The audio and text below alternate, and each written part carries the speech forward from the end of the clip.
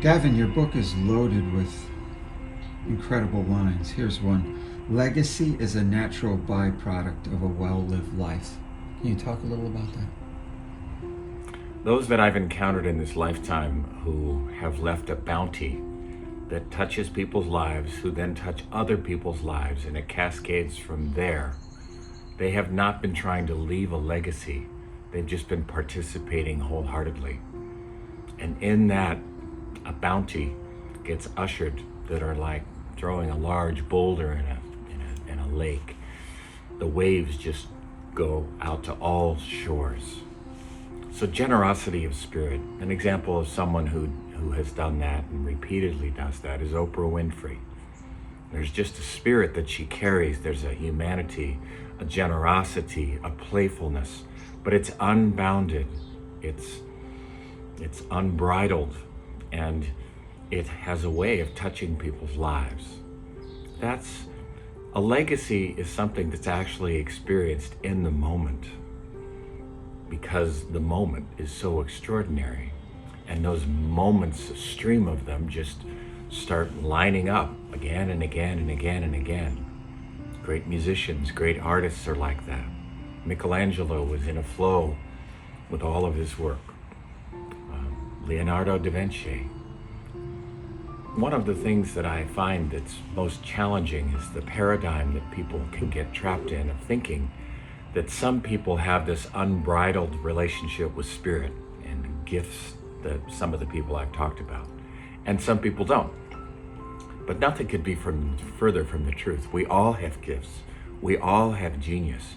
It's a matter of discovering what they are and letting them, giving ourselves permission to let them shine, to let them flow. Over the last few years, my work has expanded greatly. And I think a large part of the reason is simply I've given myself permission to be myself. And part of that is taking risks. I'd be with people and maybe I'm working with a client and I have an intuition, I see an image. And I say, look, I don't know if this has any value, if this has any relevance to you, but here's what I saw. I would let myself risk like that because I knew I was there to serve them. And I would say something and they'd say, it's so amazing you said that. My father, when I was 7, and I had a conversation, and he said something like what you're talking about. And they get very moved, for example. And all of a sudden, some unique way they have of recognizing their spirit gets synapsed. It takes place at that point. And then they start letting out that place into their lives, in their relationships. So I think we're designed just like nature is designed, to grow, to blossom. And really a large part of the art is simply giving ourselves permission to get out of the way, because it's a natural process. It's organic.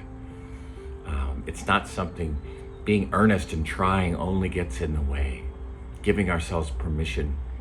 And often it is permission to risk it going in a new direction. Sometimes you go in the forest and you take a walk and you see a tree, and all of a sudden the trunk is going up and then it just goes to the left.